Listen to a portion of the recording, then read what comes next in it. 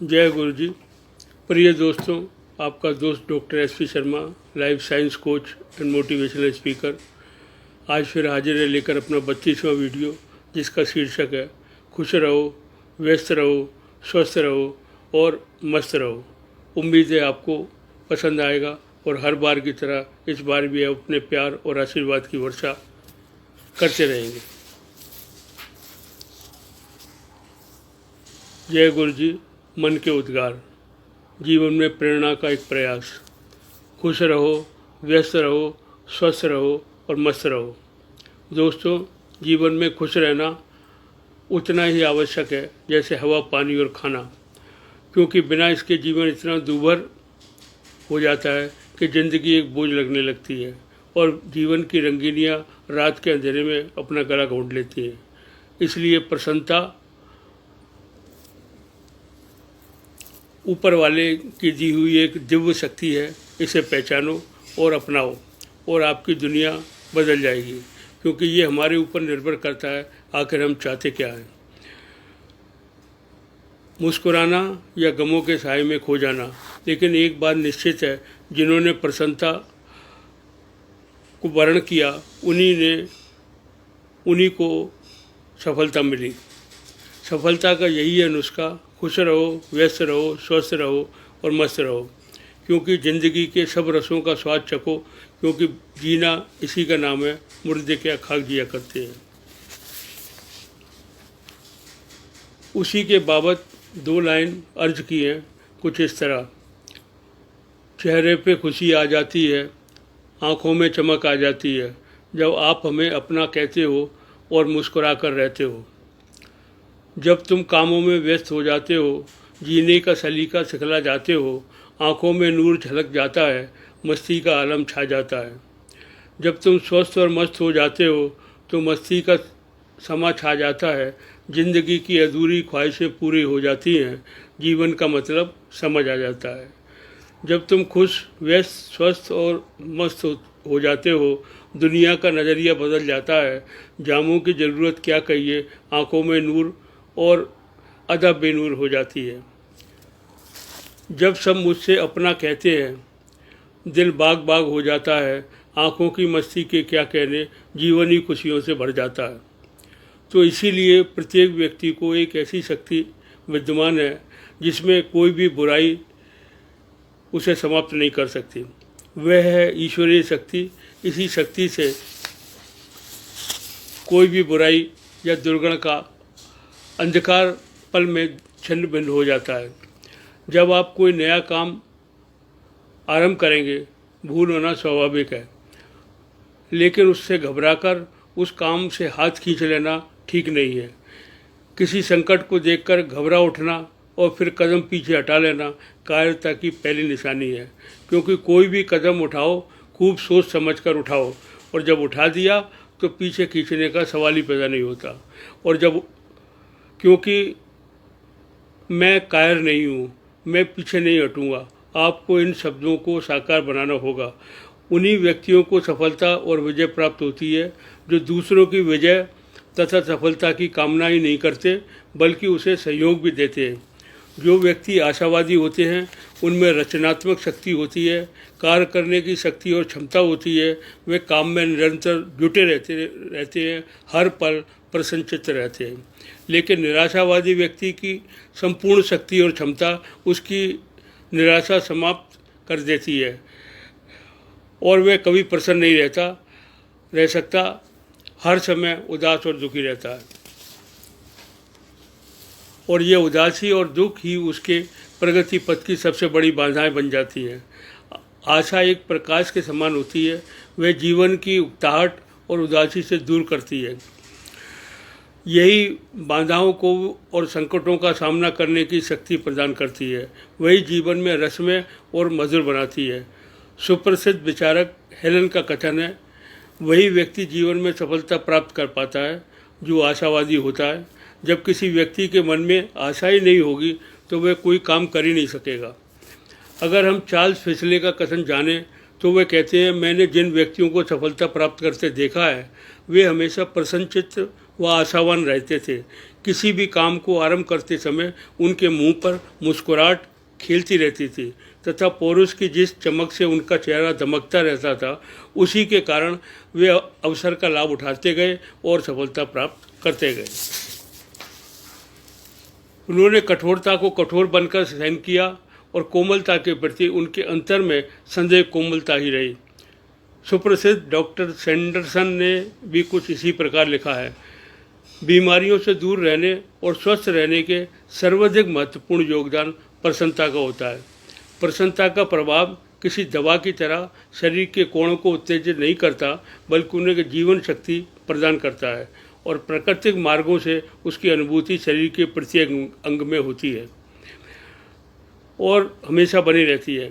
जो लोग सदैव प्रसन्न रहते हैं, उनकी आंखें तेजी से चमकती रहती हैं, उनकी चाल में एक मस्ती भरी लचक आ जाती है और चेहरे पर एक रक्तिम आभा और ताजगी झलकती रहती है, जिसे देखकर अन्य लोग भी प्रसन्न हो जाते हैं।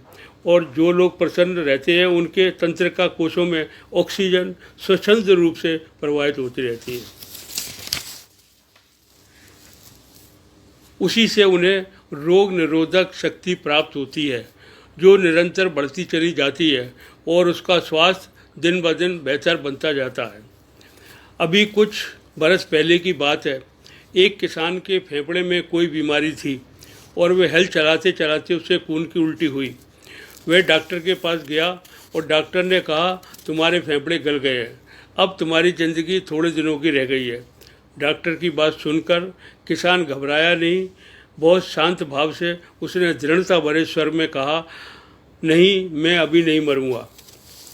वह बिना दवा के घर चला गया। उस दिन के बाद उसकी शारीरिक शक्ति दिन ब दिन बढ़ती चली गई और उसका रोग बिना किसी दवा के समाप्त होता चला गया। उसका मुख्य कारण वह था कि उसने हर समय प्रसन्न रहना शुरू कर दिया। वह छोटी से छोटी बात पर भी ठहाका लगाकर हंसने लगा और यह मनमोजी बन गया। उसका रोग घटता गया और एक दिन बिल्कुल समाप्त हो गया।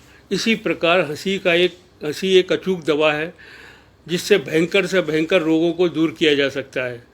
शरीर को रोग मुक्त करके स्वस्थ बनाया जा सकता है। शरीर में इकट्ठे हो गए विजातीय तत्वों को नष्ट किया जा सकता है। हंसी एक ऐसी दवा है जिसके लिए रोगी को एक पैसा भी खर्च करना नहीं पड़ता। दूसरों के गुणों को तलाश कीजिए, उसके अवगुणों को नज़रअंदाज कर दीजिए। यह जीवन का एक महत्वपूर्ण सिद्धांत है। जो व्यक्ति हर समय दूसरों के दोष निकालता रहता है, दूसरों की निंदा करता रहता है, उनकी शिकायतें करता रहता है, उसका अपना आत्मविश्वास समाप्त हो जाता है। उसमें हीन भावना पैदा होने लगती है। वह ये मान बैठता है कि वह अपने जिस शत्रु की बुराइयां खोज रहा है, निंदा और शिकायतें कर रहा है, वह उससे कहीं अधिक शक्ति संपन्न है। पराजय की ये भावना उसकी राह में अनेक बाधाएं खड़ी कर देती है और उसके अनेक गुण और शक्तियां नष्ट हो जाती हैं। वह हर समय तनाव महसूस करता है, मन में उत्तेजना बनी रहती है। अगर वह दूसरों की निंदा और शिकायत करना छोड़ दे तो उसकी खोई हुई प्रसन्नता फिर लौट आएगी, सोई हुई शक्तियाँ फिर जाग जाएंगी और आत्मविश्वास पैदा हो जाएगा। आत्मविश्वास से आएगी दूरदर्शिता और जब वह अपने विरोधी अवगुणों के बजाय गुणों की खोज में लग जाएगा, ताकि स्वयं में उन गुणों के बराबर अपने विरोधी को पराजित कर सके। एक महान दार्शनिक का कहना है, जहाँ तक मेरा चलता है, मैं किसी भी बात से मन को दुखी नहीं होने देता। मेरा विश्वास है जो कुछ भी होता है अच्छे के लिए होता है।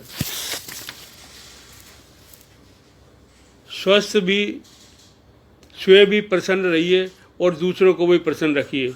जो लोग दुखी रहते हैं वे किसी भी काम को कर पाने में समर्थ नहीं हो पाते। जो काम शांत मन से किए जाते हैं वे सफल, चिरस्थायी और प्रभावशाली होते हैं। शांत चित्त वाले व्यक्ति को समस्त शक्तियाँ स्वाभाविक रूप से बनी रहती हैं और स्वाभाविक रूप से निरंतर अपना काम करती रहती हैं।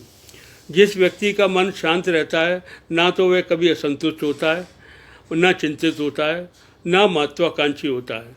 वह अपनी सामर्थ्य से परिचित होता है, इसलिए अपना काम स्वाभाविक रूप से निहायत ईमानदारी के साथ करता रहता है वह कभी आवेश में आकर किसी के प्रति अन्याय नहीं कर पाता, उसे आलस्य भी नहीं आने पाता। वह हमेशा शांत भाव से अपना कार्य करता रहता है।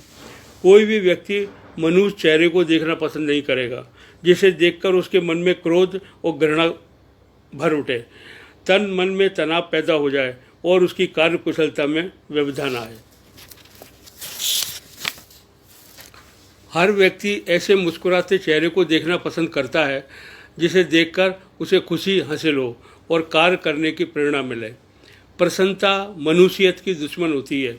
जो प्रसन्न रहता है वे चाहते हैं दूसरे भी उसी तरह प्रसन्न रहे। जिन लोगों के पास प्रसन्नता की दौलत है उनके सामने भौतिक संपत्ति और जमीन जायदाद का कोई मूल्य नहीं होता। प्रसन्नता की किरणों से सौंदर्य की अपेक्षा शक्ति अधिक होती है। योग्यता की तुलना में प्रसन्नता का मूल्य अधिक होता है। प्रसन्नता विश्व का एक ऐसा महान ऐश्वर्य है जिसे पाकर इंसान को और कुछ पाना शेष नहीं रहता। जहाँ कहीं भी जाता है प्रसन्नता के आलोक उसके साथ जाते हैं। जो व्यक्ति प्रसन्नता के साथ लोक व्यवहार की कला में निपुण हो जाए तो फिर उसके जीवन में सारे अभाव नष्ट हो जाते हैं। यह मत भूलिए, जैसे आशा का सूर्य उदय होता है, निराशा की रात का अंधकार स्वयं नष्ट हो जाता है। अंत में उल्लास की भावना पैदा होते ही सारे दुख समाप्त हो जाते हैं। अगर आप अपने व्यवसाय में वृद्धि करना चाहते हैं तो आपको चाहिए आपको प्रसन्न रहना और हृदय में परोपकार और पर सेवा की भावना पैदा कीजिए, तो आपके व्यवसाय में स्वतः ही विकास होता चला जाएगा। हमेशा दूसरों की बुराइयां ढूंढने के बजाय अच्छाइयां ढूंढने की कोशिश करिए और उनको अपने जीवन में समावेश करें, क्योंकि प्रत्येक मनुष्य के विधाता द्वारा दिया हुआ एक विशिष्ट गुण अवश्य दिया होता है। यदि हम परिचितों से एक एक गुण को अपनाने का प्रयत्न करें तो भी काफ़ी होगा। रस्किन का कहना है कि अपने दोषों को जिस प्रकार चिंता नहीं करते उसी प्रकार दूसरे के दोषों की चिंता नहीं करना चाहिए और उसे छोड़ देना चाहिए। जिस व्यक्ति से आपका परिचय हो वह जानने की कोशिश कीजिए कि उसमें क्या क्या गुण हैं, क्या क्या विशेषताएं हैं और उससे आपको मानसिक शांति प्राप्त होगी। जिस प्रकार वृक्ष के सूखे पत्ते झड़ने के बाद नई कोपलें फूट आती हैं, उसी प्रकार आपका जीवन का नया संचार होगा।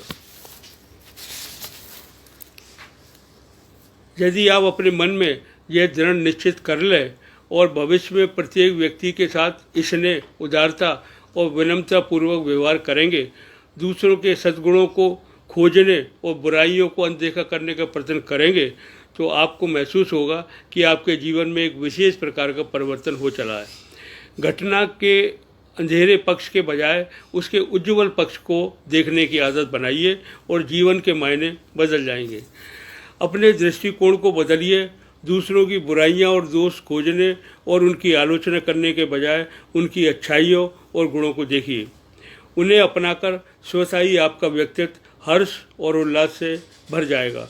फिर ईश्वर प्रदत्त स्वस्थ वरदान और सिद्धि आपको स्वतः प्राप्त हो जाएगी। इस प्रकार हमेशा अपने जीवन की बागडोर अपने हाथ में थामे रखिए। जैसे श्री कृष्ण जी ने सारथी बनकर महाभारत में पांडवों की जीत दिलाई। अपने रथ रूपी शक्तियाँ व घोड़ों को अपने हिसाब से दौड़ाइए। सफलता खुद भी पाइए और दूसरों की प्रेरणा का सबक बनिए। यही है जीवन में सफलता का नुस्खा। खुश रहो, व्यस्त रहो, स्वस्थ रहो और मस्त रहो।